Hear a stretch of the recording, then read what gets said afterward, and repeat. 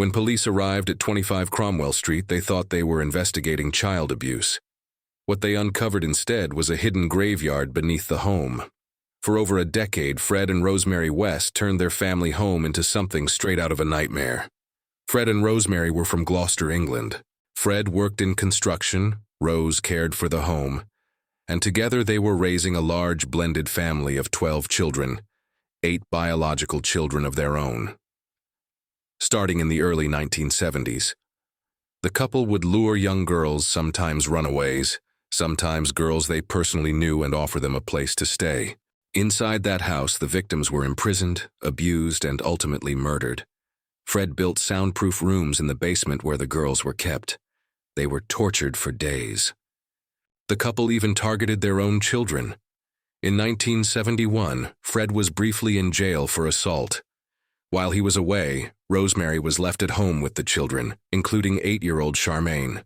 Rose killed Charmaine and said she left with her biological mother. When Fred was released, he quietly buried Charmaine's body beneath the floorboards. Later, when her mother, Rena, came looking for her, she also disappeared. One of their biological daughters, Heather, told a friend at school that things at home weren't right. After threatening to expose them, Heather was killed. Fred and Rose told people she had run away to work at a holiday camp. It was a lie. In 1994, police received a tip that Fred had been abusing one of his other daughters. When officers started asking questions, they noticed how often Heather's name came up. The stories didn't add up. Based on tips from Fred and Rose's children and suspicions about Fred pouring a concrete patio shortly after Heather vanished, police got a warrant. They dug in the backyard, specifically under the patio, and what they found would change everything.